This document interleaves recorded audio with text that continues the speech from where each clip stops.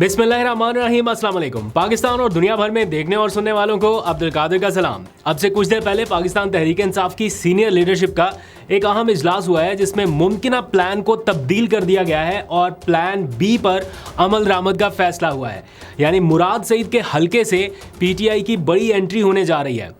सियासी पारा वैसे भी बड़ा हाई है। एक तरफ ये ट्वीट वाला जो मामला है उसने काफ़ी हलचल मचाई हुई है, दूसरी तरफ पीटीआई क़यादत जो है वो डिफेंसिव होते होते अचानक स्टैंड लेती नज़र आ रही है। कन्फ्रंट्रेशन बढ़ रही है और ऐसा लग रहा है कि इमरान खान जो चाहते थे एग्जैक्टली वैसा ही हो रहा है।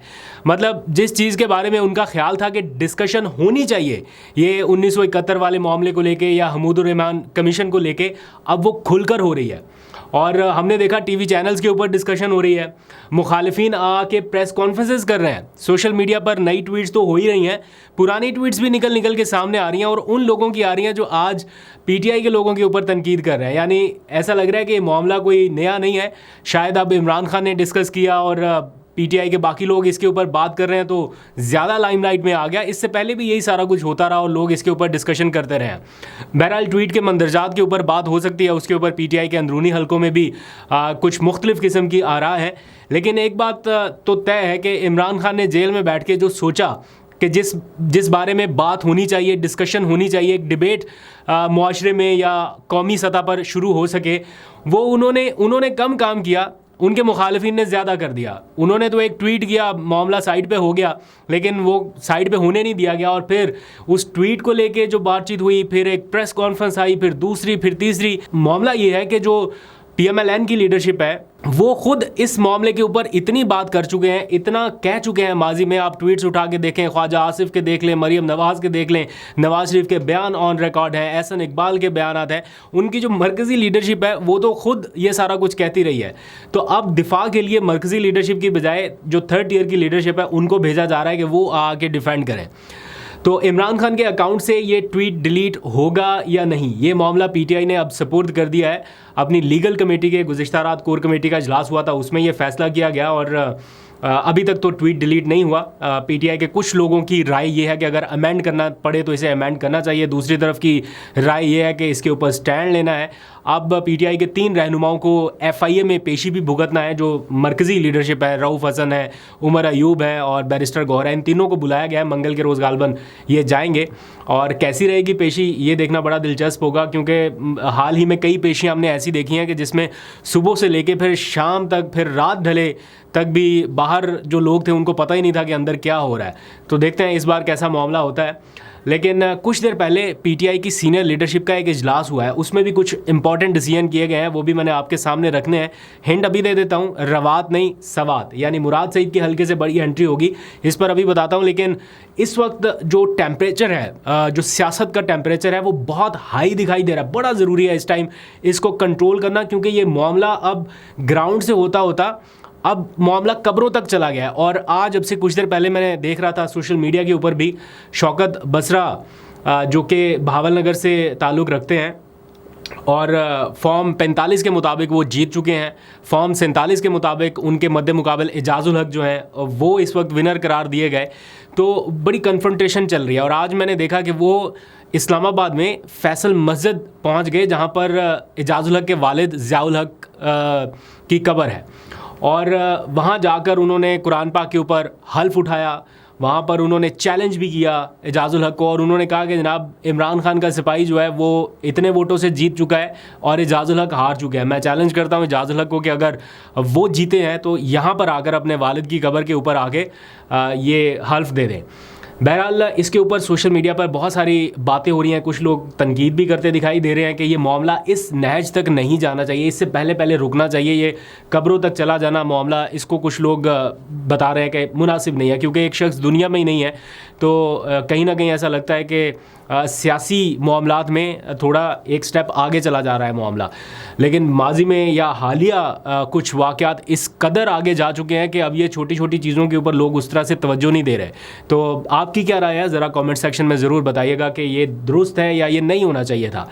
खैर, अब आगे आते हैं, एक ताज़ा तरीन फैसले की बात करते हैं जो मैंने थोड़ी देर पहले आपको हिंट दिया। पीटीआई की सीनियर लीडरशिप फ़िलहाल जो उन्होंने सोचा हुआ था जो उन्होंने प्लान किया था उसके अकॉर्डिंग सिचुएशन उन्हें दिखाई नहीं दे रही, तो उन्होंने प्लान बी के ऊपर अमल दरामद का फैसला कर लिया। हुआ कुछ यूँ कि इस्लामाबाद में पाकिस्तान तहरीक इंसाफ एक बड़ा पावर शो करना चाहती है। बड़े अरसे से उनकी कोशिश है कि चले मुल्क के किसी हिस्से में ना से ही इस्लामाबाद से ही शुरू किया जाए एक मूवमेंट, जो उन्होंने एग्रेसिव या एहतजाजी कैंपेन को शुरू करना है, उसके लिए एक स्टार्ट जो है वो एक बड़े सुपर मेगा शो से करना चाहते हैं।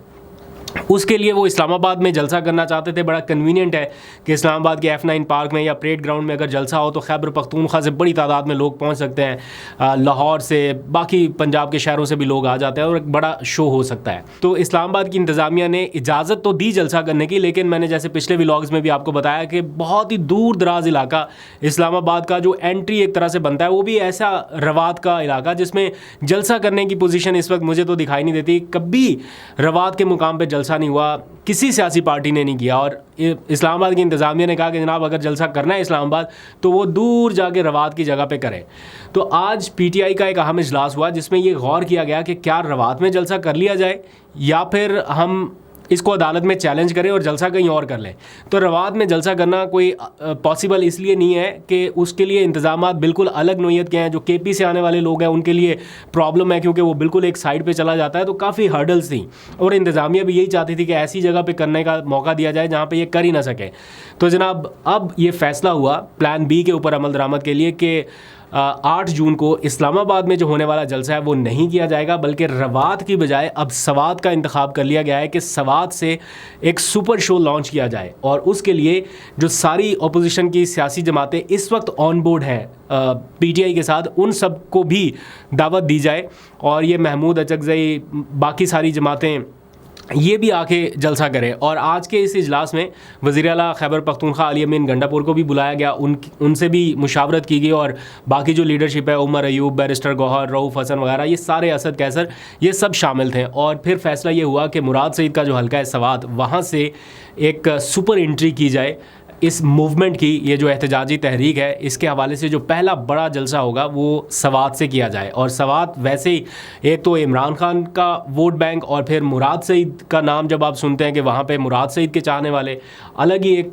किस्म का माहौल बन सकता है। तो सवात का इंतखाब किया गया। अब 8 जून को PTI का सवात में बड़ा जलसा होगा। ज़ाहिर बात है इंतज़ामिया की उस तरह से रुकावट नहीं होगी, PTI की सारी लीडरशिप वहाँ पर पहुँचेगी। तो ये मेरा ख्याल है दूसरा बड़ा जलसा होने जा रहा है। एक 9 मई को अली अमीन गंडापुर ने किया था अपने हलके में, और अब ये सवात में होने जा रहा है। ये जलसा इसलिए भी अहम है क्योंकि इसमें अपोजिशन जमातें भी सारी शिरकत करेंगी और जो रवात में यानी इस्लामाबाद में होने वाला था उसको अदालत में एक बार फिर चैलेंज किया जाएगा कि हमें रवात की बजाय या तो F9 पार्क में या फिर परेड ग्राउंड में या फिर तरनोल के किसी जगह पर जलसा करने की इजाज़त दे दें तो हम इस्लामाबाद में कर सकेंगे। अब ये मामला दोबारा अदालत में जाएगा तो आपको ज़रूर अपडेट करेंगे। एक और ख़बर अदालत से जो आने वाली है उस पर बात करते हैं। चंद घंटों के बाद इमरान खान के साइफर केस का मुमकिना तौर पर आखिरी जो उनकी समाअत है वो होने जा रही है।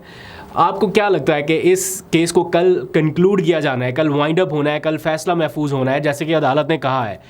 तो आपको क्या लगता है कल हो पाएगा फैसला महफूज, और अगर हुआ तो किस किस्म का फ़ैसला आने का इम्कान है? क्या पूरी सज़ा मुअत्तल हो जाएगी या इसमें कहीं ना कहीं कोई झोल बाकी रह जाएगा?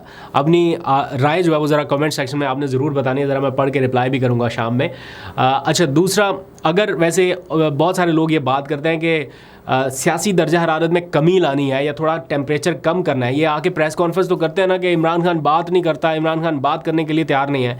तो इमरान खान के केसेस का मेरिट पर फैसला होना बड़ा ज़रूरी है। उन पर जो नए केसेस का इंदराज होने जा रहा है उसको रोकना बड़ा ज़रूरी है। टीवी पर प्रेस कॉन्फ्रेंस कर देना और ये कह देना कि हमसे बात नहीं कर रही है तो कोई बात नहीं है। आप माहौल बनाएं तो सही बात करने का। आप नए केसेस की तैयारी कर रहे हैं, आप रोज़ाना बताते हैं कि ये कार्रवाई, ये गद्दारी का। अब पंजाब काबीना ने जो संगीन मुकदमे की मंजूरी दी है, इस सूरत में आपको लगता है कि इधर से आप ज़ोर देंगे और उधर से वो कहेंगे हाँ ठीक है मुज़ाकरात कर लें? इस तरह नहीं, गन पॉइंट पे तो मुज़ाकरात होने नहीं है। इस सारे मामले में आरिफ अलवी ने एक बड़ा सियासी, मुआशी और अदालती बहरान से निकलने का एक फार्मूला दिया है। कुछ नुकात उन्होंने दिए हैं। वो कहते हैं कि पहला नुक्ता ये है कि ज़रूरी है कि तमाम स्टेक होल्डर्स एक टेबल पर आ जाएं और खुले जहन के साथ मामलात की संगीनी को समझने की कोशिश करें। फिर उन्होंने कहा कि अना और गुस्से को और अपने जज्बात को कम करें। ये सबसे इम्पॉर्टेंट है। ये जो अना है ना इस टाइम, ये शायद कहीं ना कहीं मुल्क के मफाद से भी ऊपर जाती दिखाई देती है। बाज़ औक़ात ऐसा लगता है कि ये डैमेज कर रही है ज़्यादा, इसलिए इसको और अपने जज्बात को कम करना बड़ा ज़रूरी है। फिर उन्होंने कहा कि दरिया के दोनों किनारों से पुल बांधने की कोशिश की जाए।